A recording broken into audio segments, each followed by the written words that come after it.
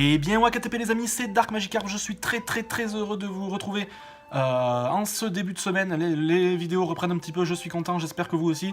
Et on se retrouve pour une vidéo critique cinéma et non des moindres, puisque c'est un film que bon nombre d'entre vous, je pense, attendaient dans mes abonnés, puisque vous êtes de nombreux spécialistes du Marvel Cinematic Universe. Et donc vous savez où je veux en venir, d'où le titre de la vidéo. Il s'agit du dernier opus en date. Le fameux Black Panther, donc les origines de Black Panther, le personnage de l'univers étendu de Marvel. Qu'est-ce que ça vaut? Vous savez que je ne suis pas un grand friand des films de super-héros en général, et encore moins des films Marvel, surtout de l'époque moderne de ces dernières années-là. Donc qu'est-ce que ça vaut? On se retrouve juste après le générique. Pour en savoir un petit peu plus, je vous amène dans ma besace encore une fois. Top à la vachette!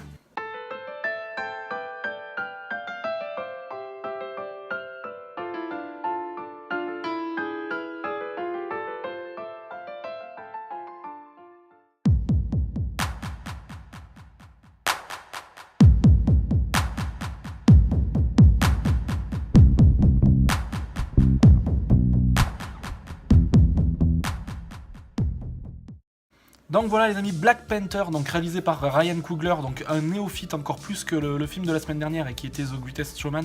Donc Ryan Coogler qui est un réalisateur d'à peine une trentaine d'années, vraiment un néophyte en la matière. Je n'ai vu aucun de ses très rares films déjà produits. Donc encore une fois, indulgence et de mise pour cette critique-là. Donc Black Panther, donc sorti le 14 février, le 14 février 2018.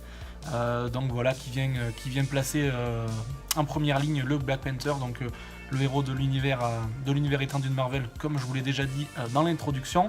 Donc on va avoir un petit peu les origines, voilà, de Black Panther, le roi du Wakanda, donc qui est un petit peu un pays inventé, sur le planisphère, et on va un petit peu suivre les périples, voilà, parsemés de nombreux obstacles de notre héros Black Panther. Donc réalisé par Ryan Coogler, comme je vous l'ai dit. On va commencer tout de suite par les points positifs, les amis.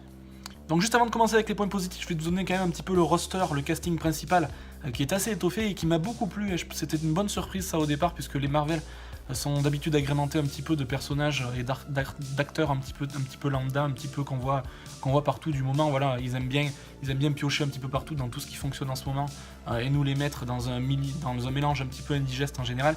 Et on retrouve en personnage principal donc le fameux Chadwick Boseman, qui encore une fois est un acteur que je ne connaissais pas. Hein. C'est un acteur qui a quand même une quarantaine d'années, donc qui est un petit peu expérimenté, mais que je ne connaissais pas du tout. On retrouve aussi le fameux Martin Freeman, que vous connaissez tous, qui fait office notamment dans la série Sherlock actuellement, que je vous conseille d'ailleurs, et dans le fameux Hobbit, qui joue le personnage principal, on ne vous le présente plus. Il y a un autre personnage de couleur blanche aussi dans le film, et non des moindres, puisqu'il s'agit d'Andy Serkis. Hein, vous connaissez Andy Serkis surtout pour ses personnages voilà, dans La Planète des Singes, dans Avatar. Voilà, c'est un petit peu le spécialiste de la motion capture, etc. Et qui joue le rôle du méchant principal, qui on verra plus tard, avec quand même un point négatif du film, mais qui joue à merveille son rôle, même si on le voit trop peu dans ce film.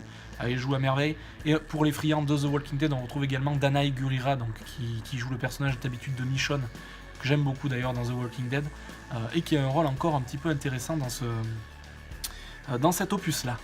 On a également Daniel Kaluuya qui avait fait office de personnage principal également dans le très réussi Get Out, que je vous conseille également, qui était sorti en 2017 et que vous connaissez je pense déjà pour les spécialistes cinéma. Donc voilà, on a un roster vraiment assez sympa et un alliage de plusieurs types de prédilection de films pour chacun de ces acteurs, et c'est assez sympa. Au niveau des atouts, on commence tout de suite par une ambiance sonore. Donc là je ne parle pas de musique, je ne parle pas de bande originale, etc. Je parle vraiment d'ambiance sonore, de bruitage, etc. qui est vraiment ultra réussi dans cet opus. C'est vraiment ce qui m'a le plus marqué et qui m'a le plus sauté à l'œil, ou plutôt à l'oreille, dans cet opus là. Donc une ambiance sonore vraiment aux petits oignons, qui est vraiment appréciable, surtout au cinéma, et surtout avec un bon matos au niveau du son. Ensuite, la VF, voilà, bon, c'est un petit point positif, mais je tenais quand même à l'ajouter, voilà, pour être vraiment objectif dans cette critique-là. La VF qui est plutôt bonne, hein, chaque voix qui scie à merveille vraiment à chaque type de personnage et à leur caractère, etc. On retrouve aussi quelques scènes qui sont bien pensées, voilà, qui seront le penchant un petit peu, qui est le penchant positif d'un point négatif qui viendra tout à l'heure. Donc quelques scènes vraiment bien pensées et plutôt jolies. Voilà, j'en ai dénombré 4 ou 5, mais bon, je pense que si vous voyez le film, elles vous sauteront aussi aux yeux, et je pense qu'elles vous satisferont aussi. Ensuite, encore une fois, un point positif qui aura son penchant négatif dans les points négatifs, c'est la deuxième partie du film, qui est très réussie pour moi. Enfin, très réussie, voilà, je pèse un petit peu mes mots, je suis un petit peu... J'exagère un petit peu, je suis un petit peu phocéen sur le coup. Mais vraiment la deuxième partie qui m'a tenu en haleine jusqu'au bout et qui est montée vraiment de façon... qui a fait monter un petit peu la sauce jusqu'au bout et qui en termes de rythme était vraiment efficace. Ensuite, un gros point positif pour moi, puisque vous savez que je suis très peu friand de l'univers Marvel et notamment de ces derniers films à cause de l'humour vraiment trop lourdeau et trop omniprésent dans chacun de ces opus là, en dernière en date le Thor Ragnarok ou le Homecoming, le dernier opus de Spider-Man. Et là, on a un humour beaucoup plus fin, beaucoup plus partiel. On en a très peu, quelques touches comme ça, par-ci par-là dans le film. Mais il est beaucoup moins présent et ça m'a vraiment agréablement surpris pour ce Marvel-là. C'était vraiment quelque chose qui m'a vraiment satisfait, on va dire, en tant que réfractaire un petit peu à l'univers Marvel. Maintenant, évidemment, les points négatifs.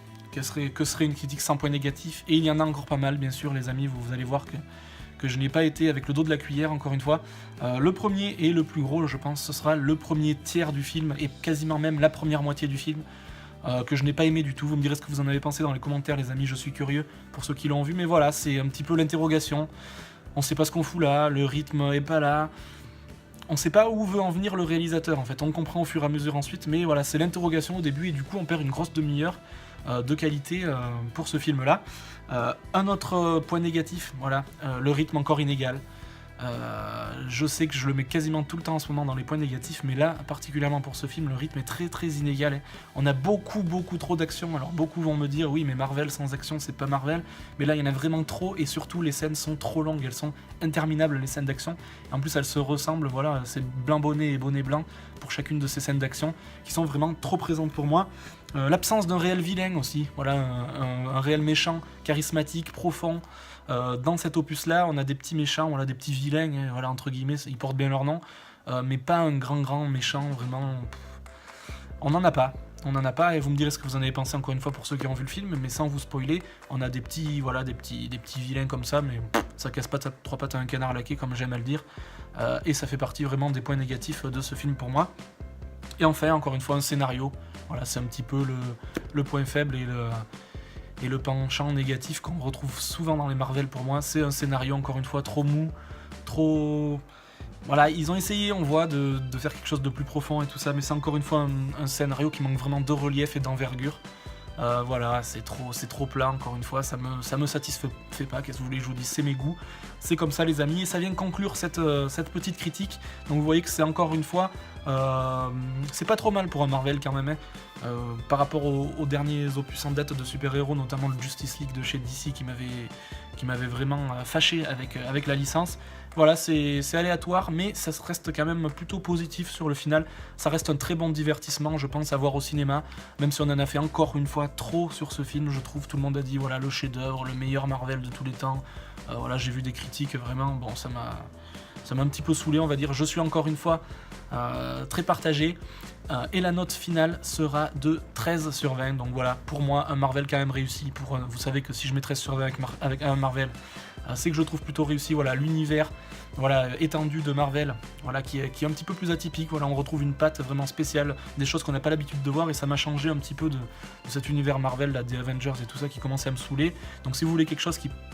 Si vous n'êtes pas fan des super-héros et que si vous voulez quelque chose qui change un petit peu, je vous conseille quand même ce Black Panther au cinéma, même si encore une fois c'est un beau pétard mouillé, hein, je conclurai là-dessus, mais ça reste un pétard mouillé et juste un bon divertissement au cinéma. J'espère que cette critique vous aura plu, les amis. Dites-moi ce que vous avez pensé de cette vidéo, de cette critique, si vous êtes d'accord ou pas du tout avec moi, c'est ce qui m'intéresse encore une fois. Si vous avez prévu aussi d'aller voir ce film à l'affiche, qui restera encore un bon bout de temps je pense, vu le succès grandissant du cinéma de chez Marvel, pardon. N'hésitez pas aussi, le petit pouce bleu ou le petit pouce rouge comme d'habitude, c'est vous qui voyez, mais n'hésitez pas à me dire pourquoi. Si vous mettez le petit pouce rouge, ça me fera entièrement plaisir encore une fois. D'ici la prochaine vidéo les amis, portez-vous bien, j'espère que ça vous aura plu, et puis salut